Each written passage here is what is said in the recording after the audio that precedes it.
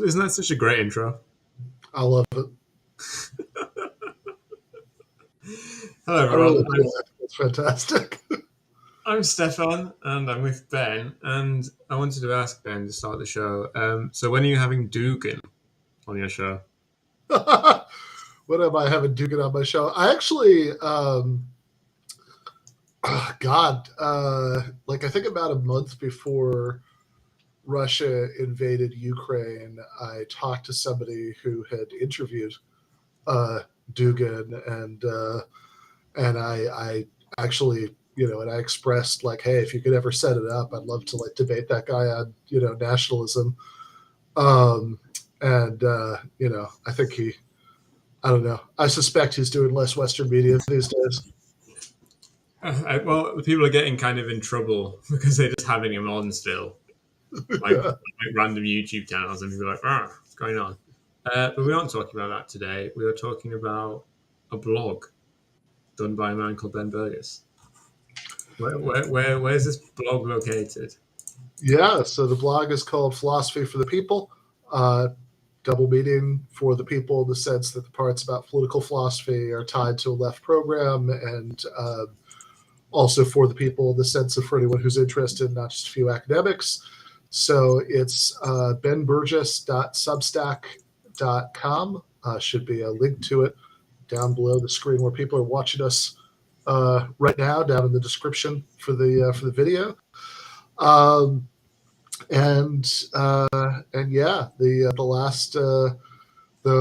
most recent one, it's not about Dugan, but it's about an Eastern European. Well, it's not really much about him, is it? No. It just uses a really great paragraph he wrote once. Yeah, exactly. It sort of uses as the entry point. I think something very insightful that he says in his book, Less Than Nothing, Hegel and the Shadow of Dialectical Materialism. But most of so it kind of starts and ends on that, right? Most of the essay's not about that. So we're back on compatibilism after we were on compatibilism 2 weeks ago. Can't stop. Do you want to kind of define what? I guess to start with determinism, right? Because without determinism, compatibilism doesn't really make much sense. And you define it in the essay as kind of what do you say in the essay? Because I have a slightly different definition that I normally use. Yeah, sure. So determinism is roughly the claim that everything that happens is determined. In other words, that everything that happens is a result of chains of cause and effect that are not probabilistic but deterministic, meaning that once the cause happens, the effect can't fail to happen. So one way to think about this is sort of like we can also. I think that the sort of very intuitive way of thinking about it is maybe like think about like falling dominoes, right? It's not like if the first domino knocks over the second domino, the second might or might not knock over the third one, but it will. And determinism is the claim that the entire physical universe, without some sort of magical carve out for decision making in the human brain, is all falling dominoes. So like I think maybe a sort of fairly precise way of capturing the idea would just be that like sometimes philosophers will talk about like time slices of the universe, by which they just mean like everything that's going on everywhere all at once. And good movie also, but that's everything that's going on everywhere at any given point in time, right? Is a time slice of the universe, and so the determinism is the claim that sort of given everything that's true at one time slice, in principle, if you had some sort of amazing godlike knowledge of all of that, you could extrapolate everything that was going to go on at future time slices. Yeah, I summarize it as if you've got a deterministic system, if you put in the same inputs, you'll always get the same outputs. Yeah, no, I think that's probably more concise. That's all. Just long, too many Reddit posts written to not have a short definition. Yeah. No, fair enough. I think it's interesting, I guess, the question whether we should try and define free will first or skip to compatibilism. Yeah, I mean, It's also interesting because you give the example in the article of what happens if you do what we did just now, which is introduce determinism first. yeah, exactly right. So I think people have like if you start out by introducing determinism, and then you go to here's what compatibilism is. I think a lot of people's intuitive first response is, well, that's just crazy, right? Like, or that doesn't even make sense. I don't know what you're saying. It's you're just playing with words and trying to like redefine free will to eliminate this obvious conflict with determinism. Whereas I think one of the claims I make at the end of the article is if you switch around the order, right? If before you ever mention determinism, if you just say, hey guys, to classroom of interest students, what do you let's talk about free will. What do you think free will means? And whatever. And like you start them rolling on it, and then you give them a compatibilist definition without labeling it as such. Honestly, in my experience at least, most people just kind of nod along, like, "Hey, that sounds about right." Right? That sounds like about what I mean by free will. Like if you say something like, so here's one compatibilist, here's one version of compatibilism, right? If you say something like, well, saying that you're doing something of your own free will means that it arose out of that you're acted out a decision that arose out of a decision-making process that was at least fairly reasons responsive, meaning that so reasons responsiveness is just the capacity to understand and be appropriately moved by reasons for and against different courses of action. So, you think about the kind of capacities that we're talking about. We talk about free will. We're talking about, the ability to sort of deliberate about different possible courses of actions and consider reasons for and against the other, etc. None of which means that you're only free if you're acting perfectly rationally, but that there's some kind of minimal threshold of these capacities that we're kind of pointing to when we talk about people doing things their own free will. And if you do something like that, right, there's a sort of fancy, there's like a kind of paragraph long definition from Eddie Damias that I quoted the article that's like somewhat along the same lines. It's like free will refers to a set of capacities to imagine different courses of action, deliberate, plan, act on the plan, all this stuff. If you give them something like that, in my experience at least, if you have never once said the word determinism so far in the semester, right? If this is just like the first time you talk about free will and you give them that definition, people will nod along. They'll say, yeah, that sounds like about what I'm in. Whereas if you do it the other way around, if you say, here's what determinism is, and then compatibilism is the view that even if determinism is true, we still have free will, people will sort of go, what? No. Right. Determinism means when you can't do stuff, and freedom is when you do stuff. Yeah, exactly. Right. Freedom means you can do the things, and determinism means you can't. So what are you talking about? We could have free will even if determinism is true. That doesn't make any sense. Determinism is kind of often understood as kind of like a magical force which makes you do things, and kind of removes like any causal effectiveness of your thoughts or your desires or whatever.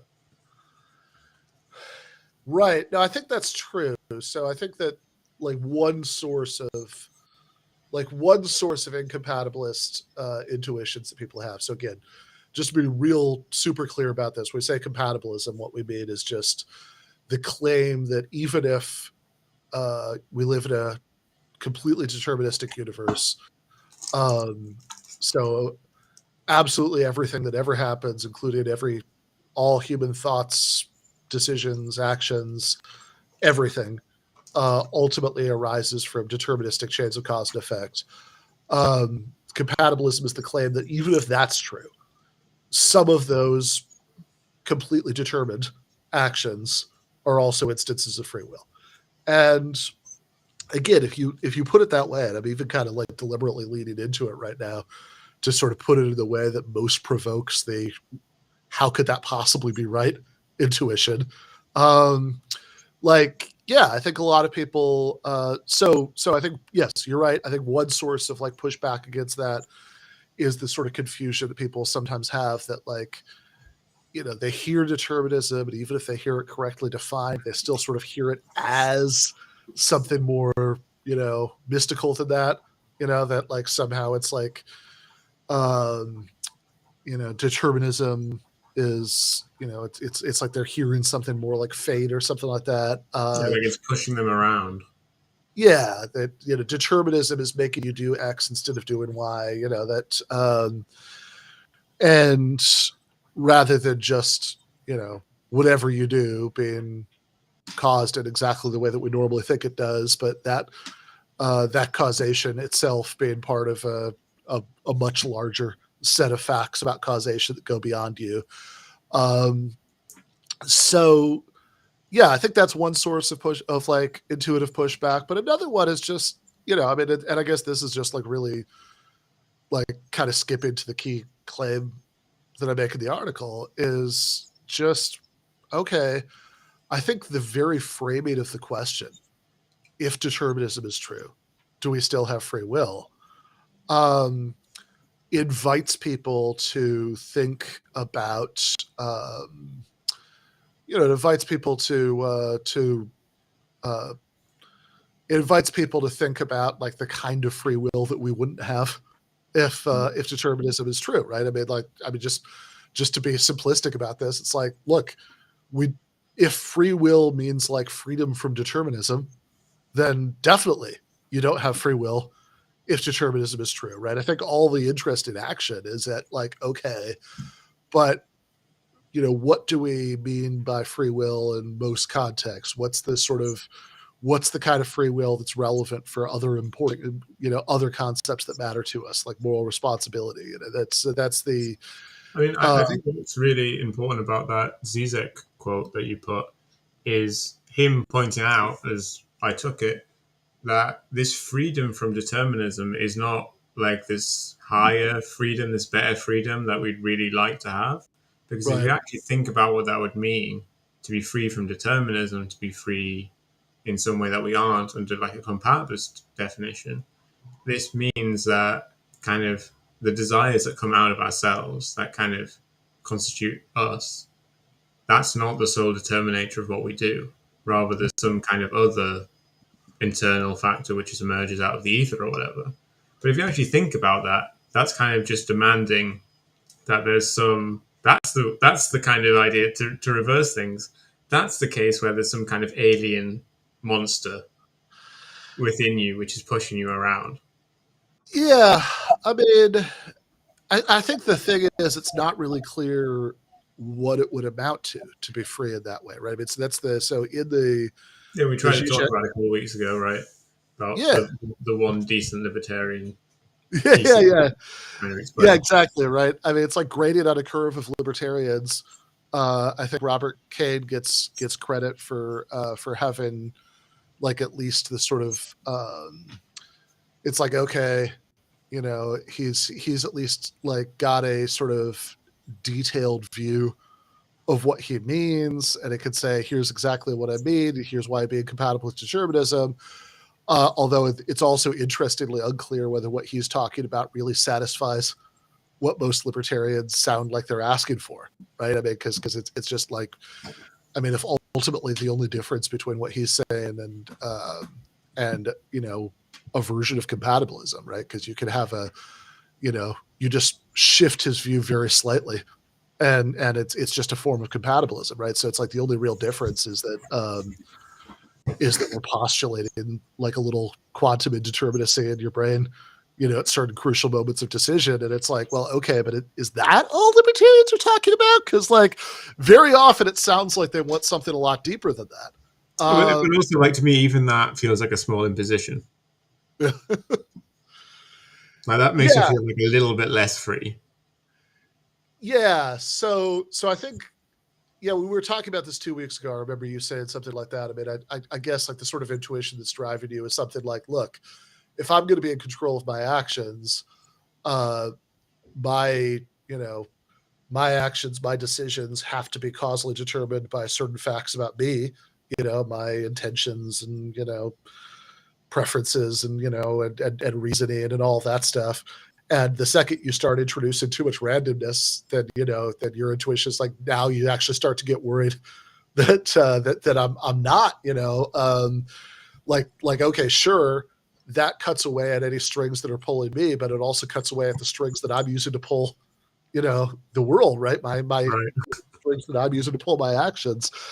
Yeah, like and it seems like a lot of so what that Zizek quote, captures when he's sort of talking about how um, when people complain about, determinism cutting away at their freedom, that, it's not me, the agent who's doing something, because it's this ultimately, okay, sure, I decided to do this because of X, and X happened because of Y, and Y happened because of Z, and ultimately you could trace it back to something that comes before me, so therefore it wasn't me.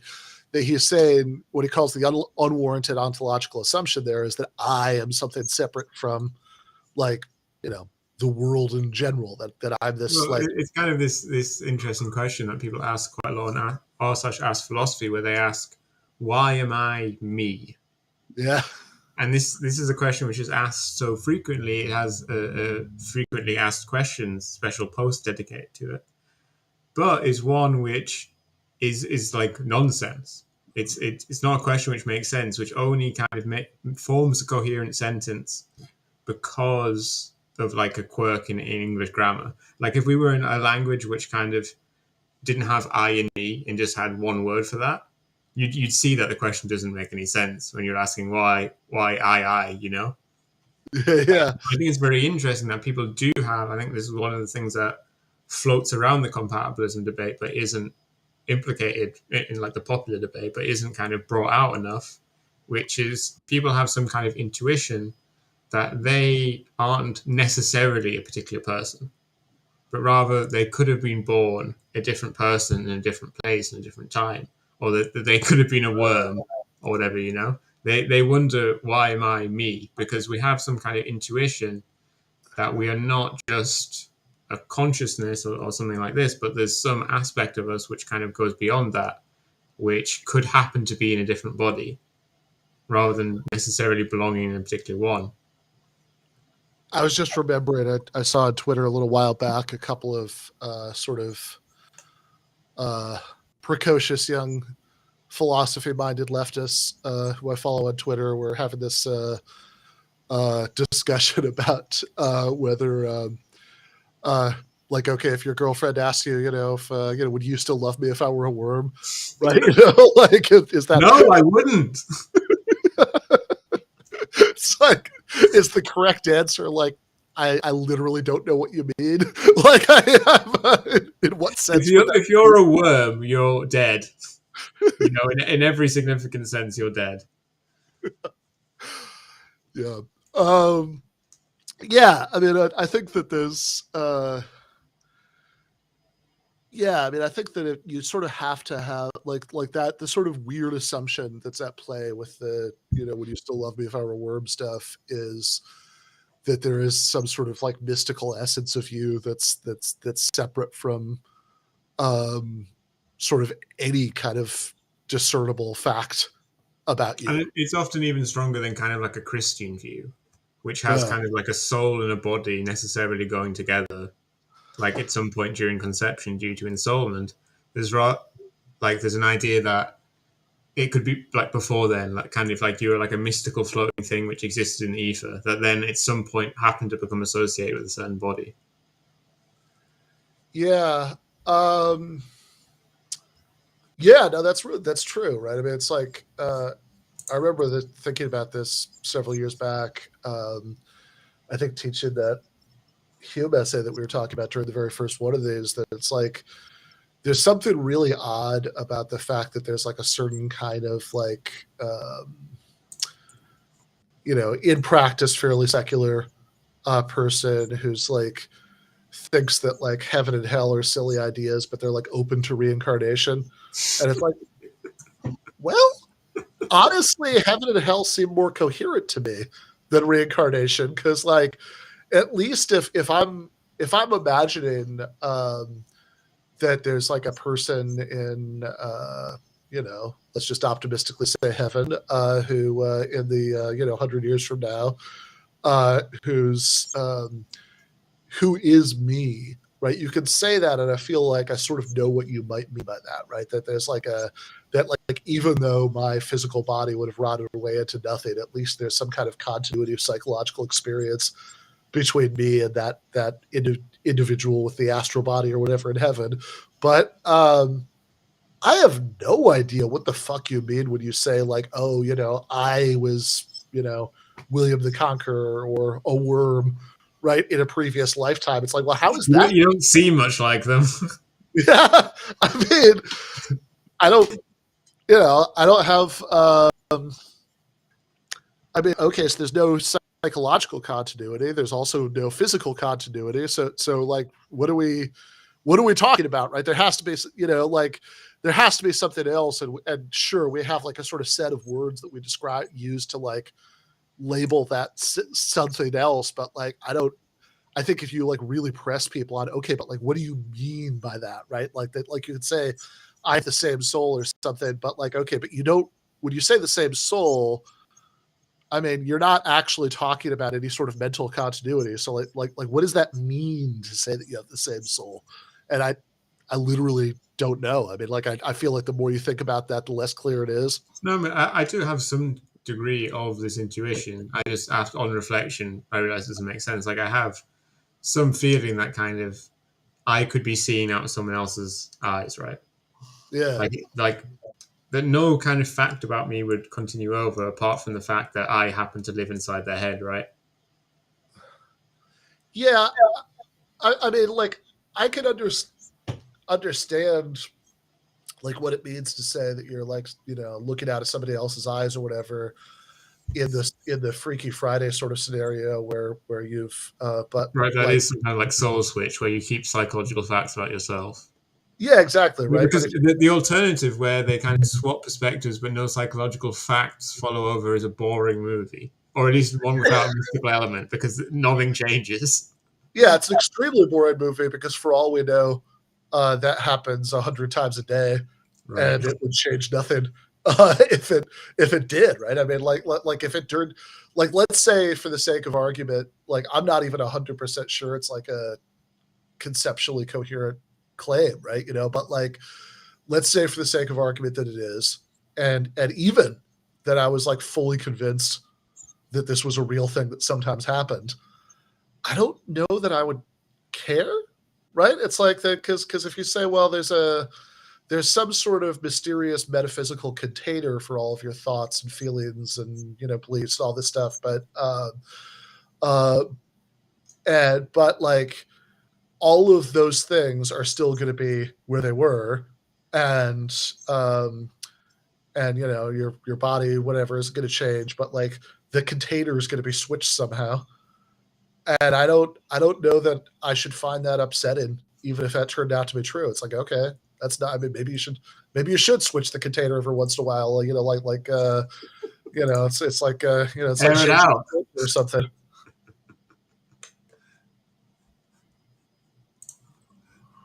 We do a lot of blasphemy on the show. Yeah, fair enough. I did see that one Christian philosopher did evade kind of the worry about how the fuck souls work, because obviously there's at least one instance of physical resurrection in the Bible, right? And they just say God physically puts your body in heaven. Blah, blah, blah, blah. I mean, there is like a weird subset of Christian philosophers who try to think if I know of a name. I mean, I know this is a view that's out there of people who sort of embrace, like, I know Van Imwagen says that is just like a materialist about mind, but just says that that's okay. I still believe in immortality. God will just physically resurrect us. Right. And I know there's like I know there is like a position, there is like a deeply strange position that's held by some Christian philosophers that says that this is what's usually derisively referred to by people who think it's ridiculous as the body snatcher view, that they have say, okay, well, what would it take for you to really be continuous with the person who's having this everlasting life? And they conclude that, well, if you're just if you're just like restarting a new physical body from like, materials lying around or whatever, that wouldn't count, which is, you can see where that intuition comes from. It's like that thing I think we talked about during the very first one of these, that if you have, it's like the thing I always find, like if I ask students, like, okay, imagine somebody offered you a free trip to Mars. Here's how it works. You enter into the transport station on Earth. It takes a molecule by molecule, neuron by neuron scan of your body and brain and dissolves the body and brain in the process, sends the information to Mars, where it uses local molecules to build a molecule by molecule, neuron by neuron copy of you that will remember being you and remember stepping into the station on Earth. Who would take that trip? And I don't typically get a lot of hands because people's intuition about that is, well, I'd just be dead, right? That's a new person who, it's nice for them, right? They think, So anyway, there's like different people have different. Good for my twin brother, but fuck me.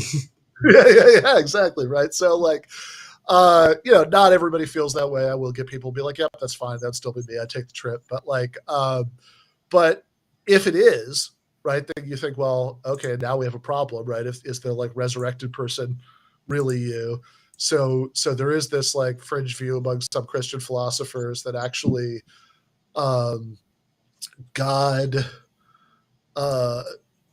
like somehow takes the, as your body's dying, or like with the second you die or something, like switches out the body, so that the like that, you leave the corpse, that exact body. So like the corpse is like a replica, right? that God He dupes you and kills you, and then sends the other one to heaven. Yeah, I don't know. So like that the thing. So you have continuity of like being in the same body. Right. That's fun. It is fun, but yeah. But I think like getting back to the free will thing. I mean, I just think like that exact thing that seems so odd, right? About like really like taking seriously the well, I could be a worm or things like that. Like, okay, in what sense could you be a worm? Right. I think that's like roughly the kind of thing that Zizek is pointing to in this passage in Less Than Nothing. That it's like, well, okay, hold up. If you're, if what you want is a kind of freedom that you couldn't have if determinism was true, that, it can't be that your decisions, could ultimately indirectly be traced back to chains of cause and effect, outside of you. Which again, like really, if it's not the Robert Kane quantum indeterminacy in the brain thing, if that's not good enough, right, then like really seriously, what does that mean, right? I mean, does that mean like we're all like miniature gods, causing things without being caused, like how does that work? And that's and Zizek's point is like, look, I mean, if what you're looking for is like, you're postulating, that you are something separate from the causal processes of the world in ways that gets real mysterious when you start thinking about that, right? And he says, you have to sacrifice a lot to kind of be a god, right? Like God, for instance, can't change. Like it's kind of a necessary feature of God that he can't change. And I would like to change, so I don't want that kind of freedom. Yeah. And I mean, if you're not, because if you think about all the things that clearly are embedded and could only be embedded in larger causal chains, your experiences, your drives, whatever, it's like, well, if you're free from all that, right, then it's like, then it seems like this might be a really just a deeply like a longing for just like a deeply incoherent kind of freedom, because like what you're really looking for, in fact, what you're worried is somehow threatened by determinism, is you being the cause of your actions. It's like, no, I want it to really, really come from me and not anything else. But then, like, you start thinking about all the stuff that is just inextricably bound up with everything else. It's like, really, like you says in that quote. I mean, it seems like it's a desire to be free from every part of yourself, right? This is just Right. there's just nothing there. That like what would this freedom actually be? If you had it. And I also want to say, somebody in the chat a little while ago said something about animals, and this is a fun thing that I remember Harry Frankfurt has a paper called Free Will, the Concept of Person, where he points out on some of the sort of goofier libertarian theories of what free will would be. Like if you say, I don't even remember, Chris Holm or somebody, some libertarian philosopher he's quoted as saying that, like, every time you're engaged in a free action, there's like a causal miracle occurring in your brain. And he's like, okay, let's say that happens. Notice that one of the things that we intuitively want out of a concept of free will is that it helps us explain why we think that adult humans typically are responsible for their actions in ways that, like, children or non-human animals aren't, right? Why don't we put cats in jail? Yeah, exactly, right? Like when you read about, like, weird medieval things where they'd have, like, a trial for a bear or something, and it seems crazy to us, right? They had that's why, right? Because it's like, well, yeah, I mean, that's obviously ridiculous. Like even actually not too far from where I am now, right? In Southern California, there was a thing not long ago about there was this panther that had, like, killed a couple of small dogs, and people, good call, Chip, and ultimately they decided to euthanize it, but it wasn't like, the panther deserves to die. I mean, it was like, well, they thought about trying to introduce it into a habitat. They weren't sure at its age and it's in its health that would work and whatever. And, like, it's like, yeah, that's the right way to approach that, because it's a fucking panther. I mean, it's not, like we don't think that panthers are in control of their actions in a way that would make any sort of notion of moral responsibility make sense. But Frankfurt's point in that paper is, hey, if you're just going to postulate a mysterious causal miracle in the brains of adult humans when they make choices, I don't know. Look, maybe when, like, the panther is, like, deciding to eat the chihuahua or whatever, I mean, like, maybe there's a causal miracle in its brain. I mean, like, Is that, it not one of God's creatures? yeah, exactly.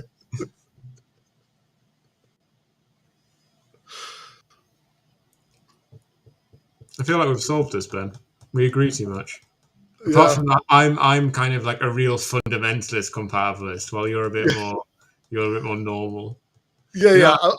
I'm a bit more open to the idea that, like, you can have, like, a little indeterminism without it being a big, without it being a big problem for free will. But yeah, I think on the, so I'm probably more of a compatibilist about indeterminism than you are, but but I think we're probably about equally compatibilist about determinism. Yeah. Yeah. Now I'm just reading all the jokes in the chat about putting cats in jail.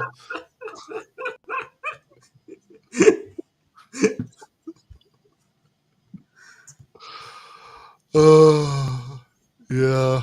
I mean, what people have been asking about in chat is kind of how this, or generally the views in free will, then kind of influence like ideas of political and justice and the law and so on. I was also going to mention that you said this stuff about your students, and you mentioned one survey, and I think generally from a compilation of surveys on free will, people have a mix of compatibilist and incompatibilist intuitions, views, whatever, and that makes sense. Sure. Yeah, no, that makes perfect sense to me. I mean, I think, I think that if it's framed in terms of moral responsibility, you tend to elicit the compatibilist intuition more so, although also, I mean, one of the reasons I even said in the essay I don't want to put too much stock in that is because, like, also just these are complicated questions, and there's a tremendous amount of room to just like get confused about exactly what you're asking and not think about it carefully enough, because it's like I mean, like, I mean, this is why in the previous one about Sam Harris 2 weeks ago, it's like I'm giving him shit about like not not looking enough into the literature on this topic, right? Because I think that because I think it's really easy to get confused about it if you aren't, right, like sort of carefully sorted through all the arguments that people have made back and forth. I just think the studies are interesting because there's this sort of idea that it's like, well, everybody is just naturally an incompatibilist, and it's only like a few like philosophers. Right. That is the kind of the story that gets put about a lot online. Yeah. A few devious philosophers with their fancy word games, who are trying to blame us. They want us to be blamable. That like they'll be compatibilists, but even they really know deep down that that's nonsense, right? They're just trying to evade the truth. I see a lot of that online. Yeah, I think whereas like I think actually most people have yeah. Good question. I was just going to say that with the many worlds interpretation of quantum mechanics is deterministic. Yeah. Well, because first off, across all the waves, across all the branches, everything happens. But the thing is, on our branch, everything that was going to happen was going to happen. Like it's one long, straight string. In many worlds where everything happens, there isn't actually any indeterminacy on any particular branch of the wave. Yeah, I mean, so that's one view of this. I don't really feel like I'm qualified to try to adjudicate between the Copenhagen interpretation of quantum mechanics, which is the one that says that there is indeterminacy. That some of this is probabilistic, the behavior of subatomic particles, rather than deterministic. Between that and like many worlds and the various more eccentric ones. Like I have, I don't know, man. I don't. This is like.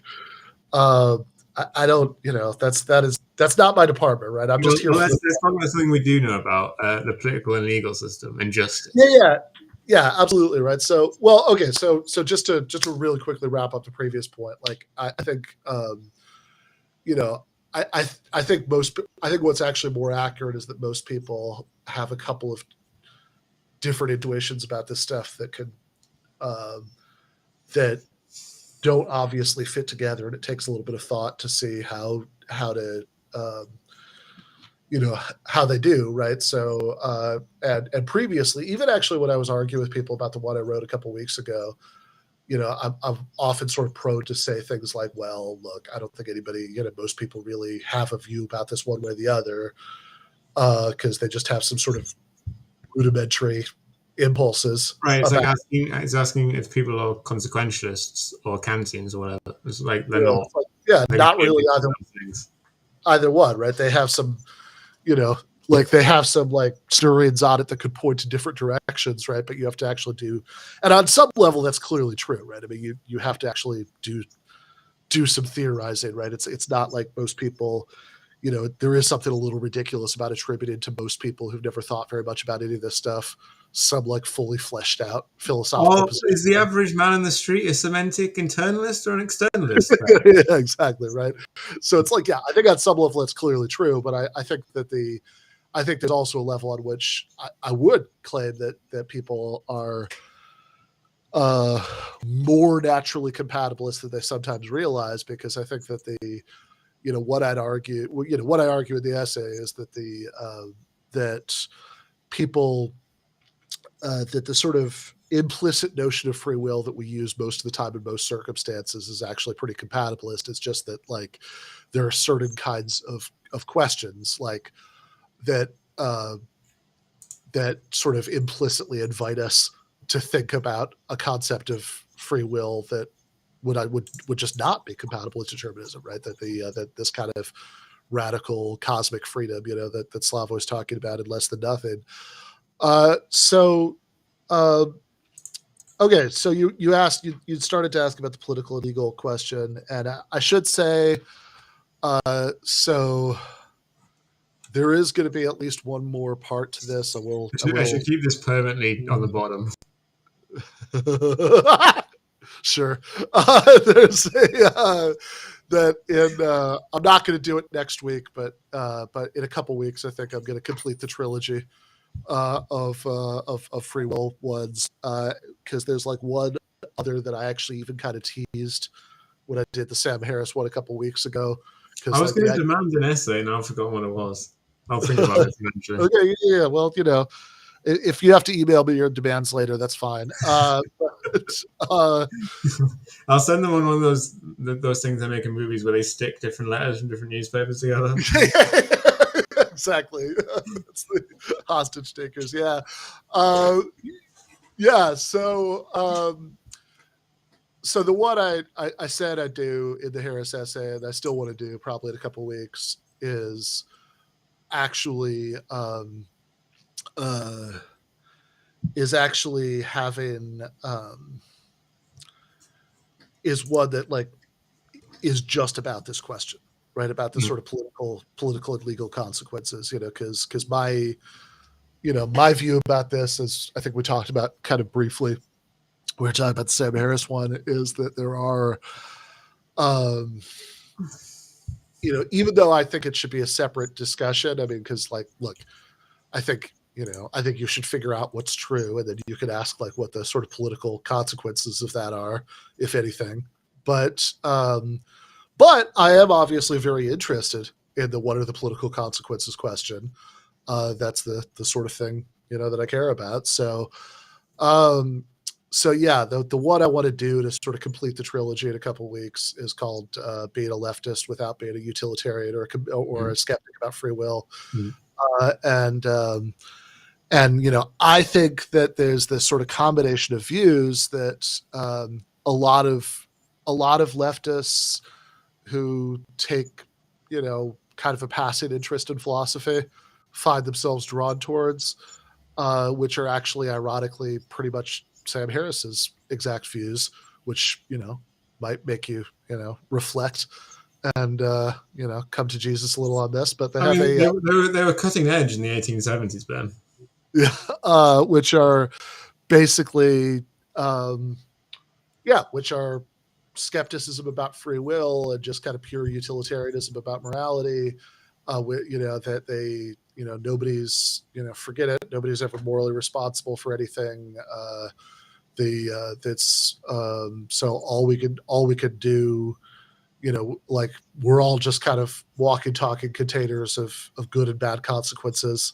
And I understand why people think that this is a combination of philosophical views that's like congenial to a left political program, but I think that's just wrong. I actually think that this is a much more natural fit with Harris style kind of technocratic liberalism, that it is with sort of emancipatory left politics. That freeing what from what, mate? yeah, exactly, right. It's like, you want to. If we aren't metaphysically free, then we're not free.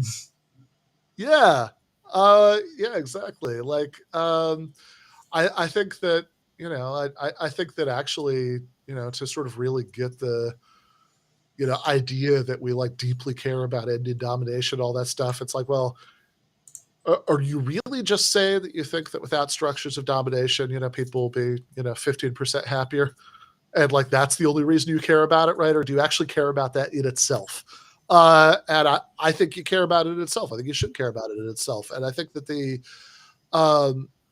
I think that the reasons why, roughly, I agree, HG. You shouldn't care what Harris thinks, just what's true. I agree. I just think that as a rough heuristic, Sam Harris thinks something gives you at least some reason to think that's probably bullshit. But I'm mostly kidding about that. It's not like he everything the man thinks is wrong. That would be impossible. But in any case, like, I think that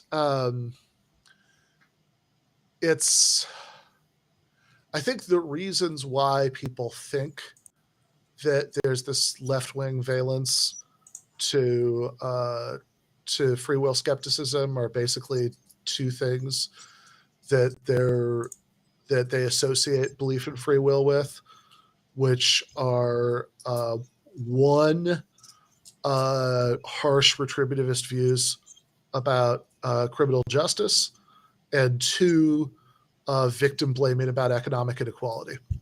And I get how people end up associating these beliefs with with free will, because the people who advocate those beliefs very heavily play up free will, their rhetoric about them.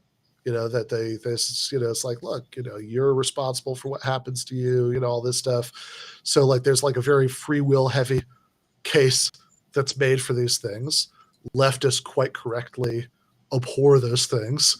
And so I could see how you could slide from, well, you're constantly talking about free will when you push these ideas, and these ideas are abhorrent, to, maybe the idea of free will is abhorrent. And I think that, I mean, just as a sort of, just as a kind of brief preview, right? For what I'd say in that essay, a couple weeks, whatever that happens. I think, one, there are other, it's like, look, yes, you do need to believe in free will to make sense, for example, of retributivism about criminal punishment. Fair enough, right? I mean, this is why, like, I was just listening to Chapo Trap House is doing a series on the 30 Years War, where in the called "This Is Hell," where they were talking about these theological debates among Calvinists in the 1600s, and and they're talking about this sort of like dissonance in these debates. We're sort of like really talking about how crazy it is to say that people deserve, hellfire, when they literally, couldn't help it. And it's like, yeah, fair enough, right? I mean, like, so it's like, yeah, I think you probably do, to sort of, in any kind of remotely coherent way, advocate like harsh retributive views about criminal punishment. You do need free will as one of your premises to get there. Similarly, you need it as one of your premises to get yourself to the idea that everybody's, everybody's responsible for wherever they end up economically. It's your own damn fault that you're poor. You didn't grind harder, right? That's those are both ideas that, one of the premises you need to get to those ideas is belief in free will. But like, that's like, I think my 2 points about this would be, one, there are plenty of other ideas that are much more congenial to left politics that also require belief in free will. As well, I'm going to say that you need a lot more than those two things to then believe in those. You need a lot more than free will to believe in those things, right? Yeah, I mean, that would be the main point, right? That it's like, yeah, okay, sure, you need the free will premise to get there, but you also need about 100 other premises to get there. Like the idea that society is like perfectly meritocratic. Yeah, it is obviously insane. I mean, it's like, yes, they have like, sure, right? Like, you need to believe in free will to get there, but it's like, you also just need to believe in a bunch of crazy shit empirically that we just know isn't true, and you also need to believe in, like, there's also, so like, yeah, I think a lot of these views that people are thinking of and like intended to, like, a lot of the views that people want to reject free will in order to reject politically are ideas that rely not just on free will, but one, a bunch of crazy ass empirical premises, and two, some just really weird moral principles. Like, if it's like, okay, somebody does something and it's their fault, just accepting that. I mean, you have, as Christopher Hitchens' voice, all your work is still ahead of you, right? If you want to go from there to the idea that it's just like morally good to inflict pain on you, as like that's and often in the US system for like 30 years. yeah, It's almost like an unimaginably long time. yes, crazily long time. Like I remember this really struck me, like, I don't know, 20 years ago or something. I went to see Angela Davis speak at University of Michigan, and she was talking about the Truth and Reconciliation Commission in South Africa. And at one point she was talking about this family that had like some member of their family had been a victim of like a really brutal crime, and then after the guy got out of prison, they went through this process. They ended up reconciling with him and all this. But the part of it that always stuck with me was she was like, yeah, so he committed this really brutal crime in South Africa, and he was put in prison for 10 years, which in a lot of countries is considered to be a long time to go to prison. And I heard that, I was like, yeah, right. Like, that's crazy that Americans don't think of that as a long time to go to prison. That we're such a like crazily retribution happy society that like you hear that and you're like, oh, I don't know, just slap on a wrist, huh? Right? Like you only have to spend 10 years of your life in a cage, like it's like, no, that's there's plenty of room for say, not the usual sort of thing I like to defend, but I heard some American who I'd heard about for the reasons went to prison for 19 years for child pornography possession. And I was like, that's a lot. And like nobody absolutely no sympathy at all. But I was like, 19 years, that's a very long time. Yeah, since this is YouTube, let's just go ahead and say, just to nothing can be left implicit. Child porn is bad, but it's also insane. Like 19 years, really? And yeah, so it's like, look, you could believe, like, as a sort of abstract philosophical view, you could even accept some sort of retributivist view about punishment, that like sometimes people just deserve to be punished because of what they did, and still think that the degree of retributive zeal built into the American criminal justice system is like dangerously insane. That's one thing.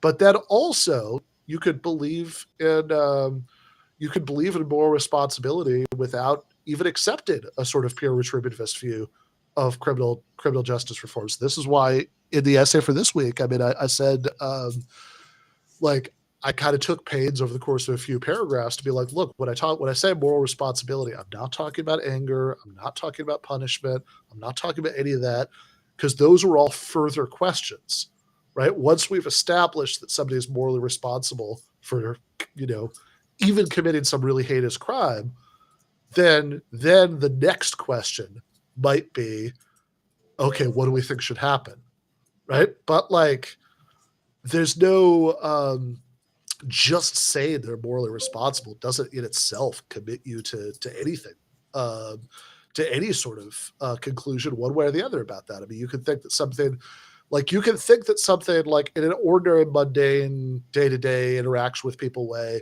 you can think somebody did something bad and it's their fault and forgive them for it. You can think that something's bad and it's their fault and just not care very much either way, because sometimes you just don't care very much about things. Or sure, you could get angry at them, right? Those are all compatible. You could think that somebody committed a really heinous crime and advocate that they be punished because you think they deserve to be punished, or you could. I mean, in some substantive way, it's only in the case where they're responsible that you can forgive them, right? Because otherwise, there's nothing to forgive. Absolutely, right. This is something like my friend Ryan Lake has talked about, that that there's something that, like, it's not even clear that it's like, okay, forget retributivism. Let's just assume that retributivism is wrong, and we have some kind of restorative justice idea of how the criminal justice system should work, right? It's not that, like, instead of thinking that people deserve to suffer because they did something bad, just think, well, people doing something bad is a problem that needs to be solved by, like some sort of process where you figure out how to restore the way things were. I'm not, that's not a good explanation, but whatever. Like they have a just like look up a better explanation of what restorative justice advocates are saying and like fill that in, right? It's like not clear to me that it's sort of that makes sense if you're not taking people seriously as autonomous beings who are responsible for their own actions. That like they have a, because it's like that whole process is very much about sort of like, okay, how can I, how could you and I have this encounter where we're both, where we're both ready to put this behind us and, and move on and all of that. Like that's I think you might actually need to think of everybody involved in that process as, as an autonomous agent who's meaningfully responsible for their own decisions for that to even make sense. And certainly on a, whatever's true about the criminal justice system on a day-to-day level, like, yeah, like, I mean, the whole notion of forgiveness doesn't, like assumes moral responsibility. And so it's like, yeah, all of these questions of like, should you, is punishment, is retributivism right? Or if it's not right, is some sort of restorative justice conception better than retributivism? Or should people, are the only reasons why anybody should be legally punished pragmatic reasons? All of those are really interesting questions. But the point is that any possible answer to those questions is entirely consistent with belief in moral responsibility.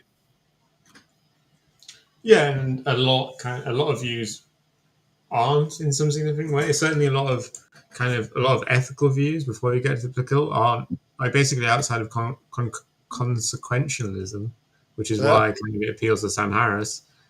The other normative views don't really make sense if we don't have free will.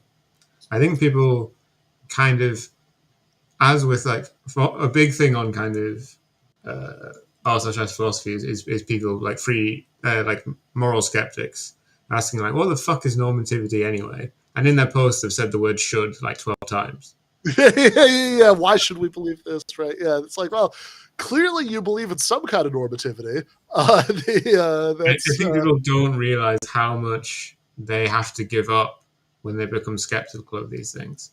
And, I am generally inclined to moral anti-realism, but I try not to have my cake and eat it. I try to kind of grapple with how much you have to actually give up when you try and give up these things. Yeah, I mean, I think that the moral, the moral realism and anti-realism question is interesting, but I don't know that I have too much useful to say about it, right? I mean, like I'm very much not inclined towards the sort of heavy duty realism where you think that there's like that morality is about discovering these like metaphysical should facts that are sort of like waiting for you to find them somehow. I mean, that seems very don't grab with it. Yeah, that seems pretty dubious to me for all sorts of reasons, right? But I also think that even if you think that on some level, as I do, right, that it's like however exactly, whatever sort of fancy, well worked out philosophical view you should adopt to sort of make sense of this, if the sort of rough framework that you have for thinking about morality is still, is something that's like very deeply human, that like we have that, look, there are normative goals that we care about, and what we're ultimately doing in moral reasoning is we're sort of try to figure out, well, if I care about this, then does that mean that I should also care about this? Try to hammer that into an internally consistent picture, try to, convince other people to care about the things we care about by appealing to things in the overlap, all that stuff, which is like roughly the picture that I have. I don't think that gets you off the hook of sort of seeing how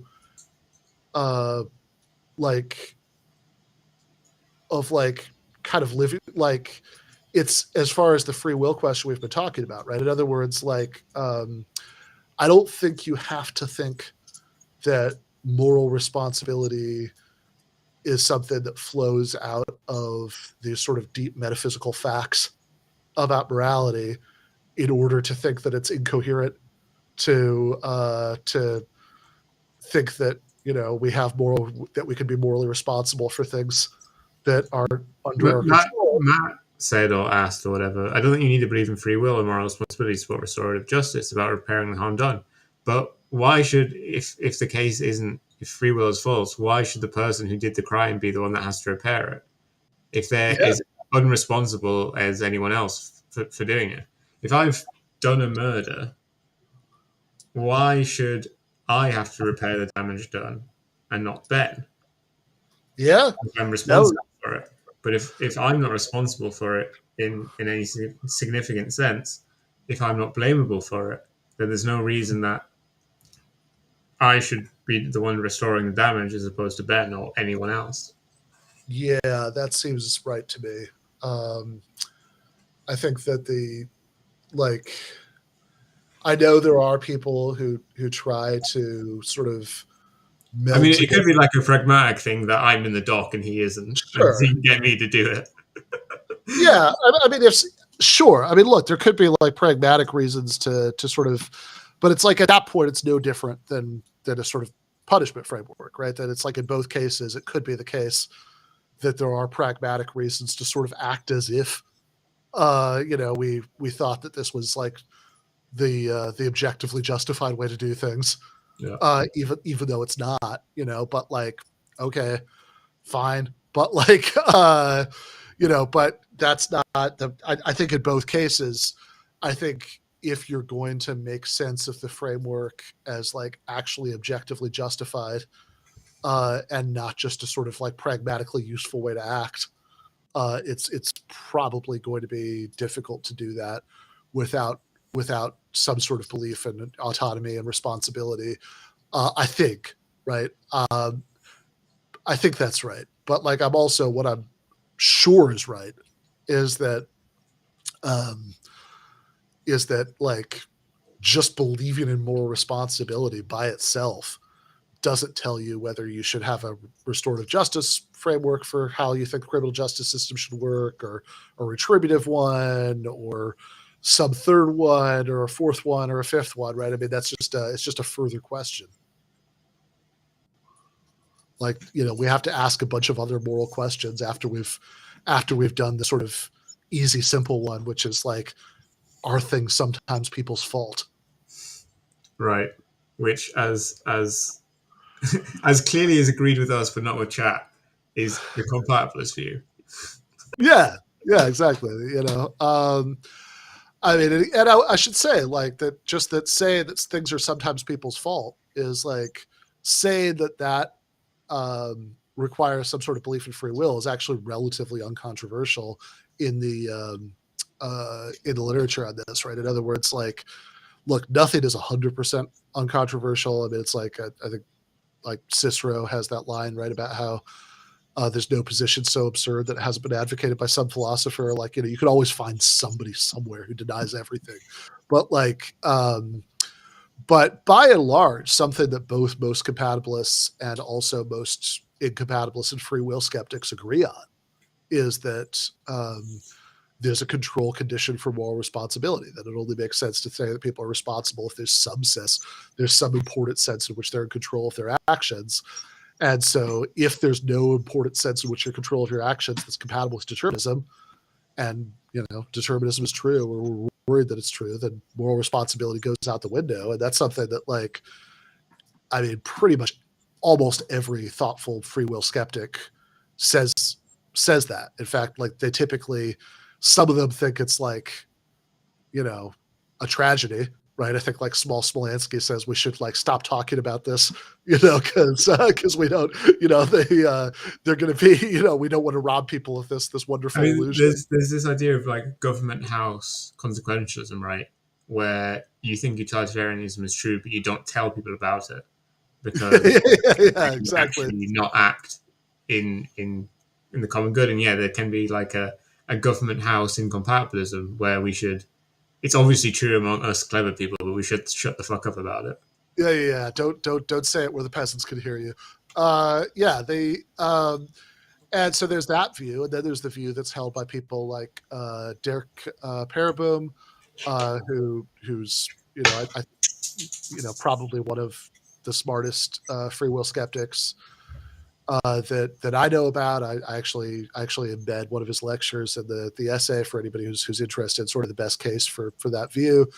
And like what somebody like Pereboom will do is like after giving this, pretty rigorous argument, I'm obviously not convinced by it, against belief in free will, he'll be like, yeah, so no moral responsibility. How bad is that? And then he's like, actually, it's not so bad, and maybe it's even good, because and then there's Right. this sort of... He does have this book. What's it called? Living with Free Will, and it is good that he does actually grapple with these issues.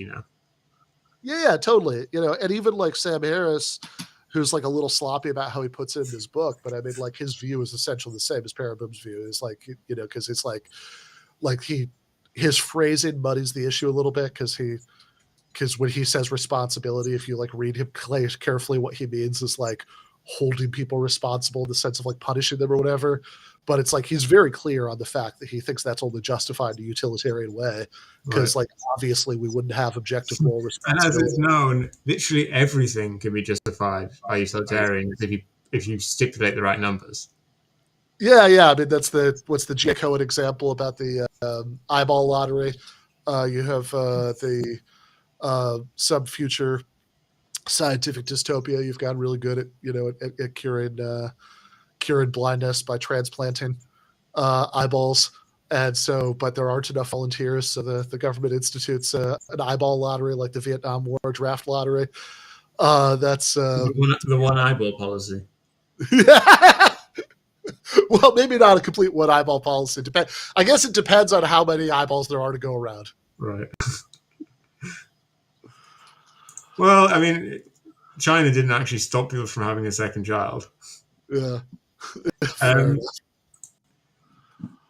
think, Kush, I was going to say earlier that I think when people have this idea about, being a worm or being born in someone else's body, this is what's going on, that they have like a two-order view of kind of what they are, where there are these kind of facts which are like incidental, like the fact that I support Newcastle United instead of Sunderland is kind of not like something which is quite important for me, but it could be otherwise, and I could be more or less the same sort of person. Sure.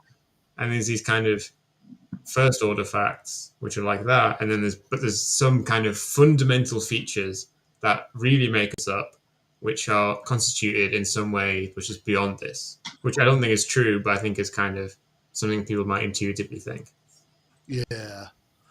Yeah, I think you have to think something like that, right? Unconscious is an interesting word choice there, right? Because it's like there's a sort of strange melding of like psychoanalysis speak with the metaphysical framework that is I don't know. Anyway, there's a like it's not. I'll just put a little note on that I'm not 100% sure that's all consistent, but I mean it's also, I mean he's right. I mean, like I think that is more or less what a lot of people believe, right? I mean the whole idea of like past life regression hypnosis, right? Is that I mean that seems to be about the idea that somehow buried in your subconscious is your memory of being Charlemagne or the worm or whatever. And right, and it's kind of almost like an astrology thing where they describe these very kind of general facts, and you're like, damn, that's me. Yeah. Like I've always been a Virgo in all of my past lives. Yeah. Like vague, but also specific, but also general, but also like not overwhelming, but also describing to some degree, Right. That's yeah. No, I've always been a bit of a control freak, and then I found out that that I was Stalin in a past life, and now it all makes sense. So Ben, what's on the docket for next week? I mean, I did ask this last week, and I lied. Yes. Yeah. I told you a lie. About lying. What counts as a lie? You didn't intend to deceive me, so. No, I didn't lie. I did say a falsehood, but at the time I said it, I believed it. Yeah, so the Plato one that I teased last week is coming, but it's not next week. The next week, I am I'm actually dipping into the stuff I did for my Hitchens book and talking about his debate with William Lane Craig and the Kalam cosmological argument. Oh, right. Okay, cool. Yeah. Yeah. I can't remember exactly what my demand was going to be, but I do want some moralism essays.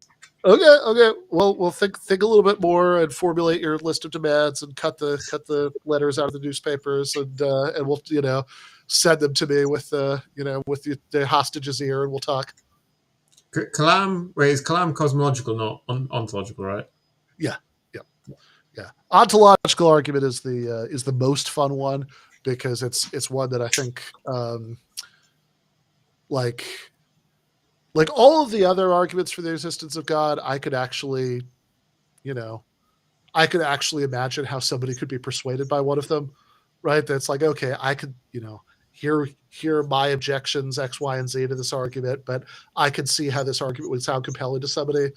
Ontological, I really want to meet the person who's convinced of the existence of God by the ontological argument. That's so for people who aren't familiar, the ontological argument is the one where it's like the God is by definition that which is greater than any other that we could possibly imagine. And if God didn't exist, then we would be able to imagine something greater, which would be a being exactly like that, but with the extra virtue of existence.